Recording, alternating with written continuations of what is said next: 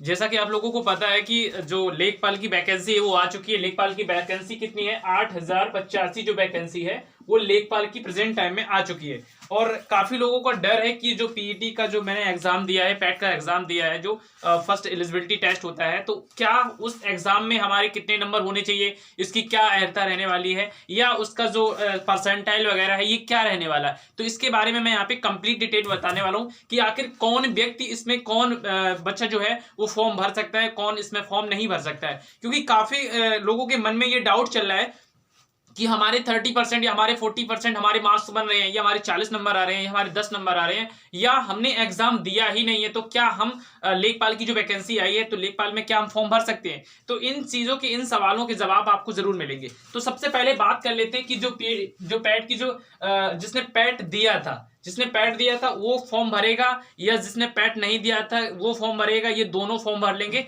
इसके बारे में बताने वाले। तो सबसे पहले बता दें कि लेखपाल की जो वैकेंसी है वो लेखपाल की वैकेंसी पहले तो लगभग 7000 प्लस वैकेंसी आने वाली थी। लेकिन प्रेजेंट टाइम में क्या हुआ है, इस वैकेंसी को बढ़ा के 4 साल हो गए हैं, लगभग वैकेंसी को आते आते लगभग 4 साल हो गए हैं। अब 4 साल में इस वैकेंसी को बढ़ाकर कितना कर दिया, इस वैकेंसी को बढ़ाकर 8000 कर दिया गया है। कितना? अब प्रेजेंट टाइम में वैकेंसी की देखें, इसमें डिटेल देखें तो 8000 इसमें जनरल है अलग, ओबीसी अलग, एससी एसटी इसमें जनरल जो है वो अलग है, ओबीसी अलग है, एससी अलग, एसटी अलग, सबकी यहाँ पे जो कैटेगरी है सबका यहाँ पे डिटेल सब कुछ दिया है, ऑलरेडी अलग है। लेकिन अब माइंड में क्या है, क्या सिलेबस रहने वाला है, और सबसे बड़ा डाउट है कौन फॉर्म भर सकता है। क्या जिसने पैट का एग्जाम दिया है वो क्वालिफाई, वो एग्जाम भरेगा, मतलब वो फॉर्म भरेगा या नहीं भरेगा।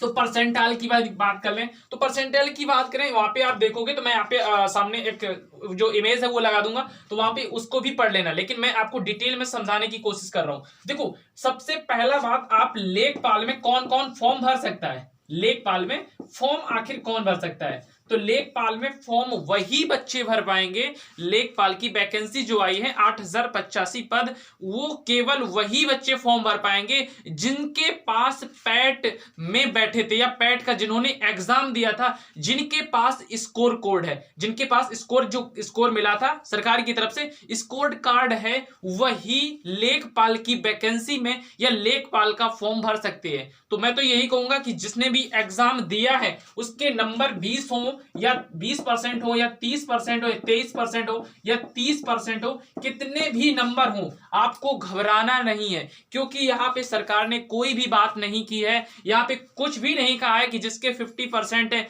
केवल उसी को ही एग्जाम देने का चांस मिलेगा। सीधा सीधा उसमें कहा है कि अहर्ता मतलब जिसने पीटी में सम्मिलित हुआ है, जिसके पास जो पीटी में सम्मिलित हुआ है, या जिसके पास फाइनली स्कोर कार्ड है, जो सरकार के द्वारा या जो यूपी ट्रिपल एससी के द्वारा जो स्कोर कार्ड आपको मिला है, इस स्कोर कार्ड के जरिए जिसके पास भी स्कोर कार्ड है, चाहे वो उसके पास कितने भी नंबर हो, उसको ये लेखपाल वो वैकेंसी में, लेखपाल की जो वैकेंसी है उसमें भर सकता है। तो सबसे पहला माइंड में जो फंस रहा होगा कि सिर्फ वही बच्चे, मैं फिर से बता देता हूं, एक बार रिपीट कर देता हूं कि सिर्फ वही बच्चे लेखपाल में फॉर्म भर पाएंगे जिन्होंने पैट का एग्जाम दिया था, सिर्फ एग्जाम दिया था की बात कर रहा हूं, ये नहीं कि सिर्फ फॉर्म भर दिया और एग्जाम भी देने नहीं गए। तो एग्जाम जिसने नहीं दिया, भरा था, वो फॉर्म नहीं भर सकता है। लेकिन जिसने एग्जाम भी दिया है और जिसने पैट का फॉर्म भी भरा था और जिसके पास स्कोर कार्ड जो है अवेलेबल है, केवल वही बच्चे लेखपाल की वैकेंसी में या लेखपाल का फॉर्म भर सकते हैं। बाकी कोई भी लेखपाल की वैकेंसी या लेखपाल का फॉर्म नहीं भर पाएगा। जिसने भी पैट का एग्जाम नहीं दिया है वो यहाँ पे लेखपाल की वैकेंसी या लेखपाल के फॉर्म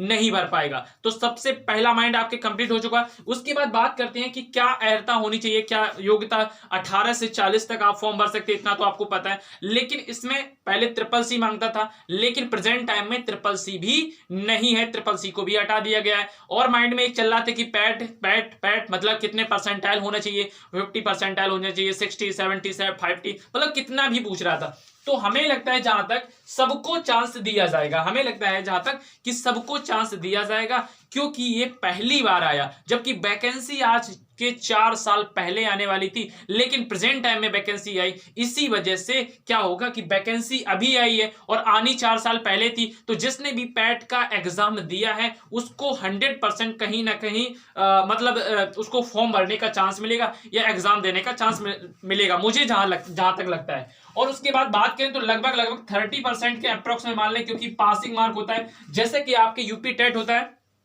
तो यूपी टेट में क्या होता है कि 90 नंबर आप ला लो, उसके बाद आपके अंदर एक एलिजिबिलिटी हो जाती है, आप किसी भी प्राइमरी के जो फॉर्म आते हैं उसमें भर सकते हो। उसके बाद सीटेट में भी यही होता है 90 मार्किंग का, उसमें भी पीएटी जो पैट है वो भी एक एलिजिबिलिटी टेस्ट है कि आप इसमें क्वालिफाई हो जाओ, ये मैटर नहीं करता कि आपके कितने नंबर हैं, बस आप क्वालिफाई होना चाहिए। तो मेरे हिसाब से ज्यादा क्वालिफाई मार्क्स हैं वो 30% अप्रोक्स में रखे जाएंगे, क्योंकि मार्किंग जो पासिंग मार्किंग होती है वो 33% है। तो 33% जिनके भी नंबर हैं या जिनके भी कम नंबर हैं उनको सबको फॉर्म भरना है, हो सकता है सबको चांस मिल जाए। तो आपको केवल ज्यादा बात नहीं है, 25 रुपए की बात है, तो 25 रुपए के चक्कर में आप ये मत सोचना कि मेरे कम नंबर है तो मुझे फॉर्म नहीं भरना, या मुझे लेखपाल की वैकेंसी में मुझे नंबर नहीं लगेगा, या मुझे पेपर देने का चांस नहीं मिलेगा। तो आपको मिलेगा, हो सकता है मिल भी जाए, और 100% मुझे तो लगता है जहां तक 99% आपको चांस मिलेगा, जिसने भी पैट का एग्जाम दिया है या जिसने भी पैट के एग्जाम में बैठा है, एग्जाम देने गया, उसके पास स्कोर कार्ड है, वो फॉर्म भरेगा तो उसको एग्जाम देने का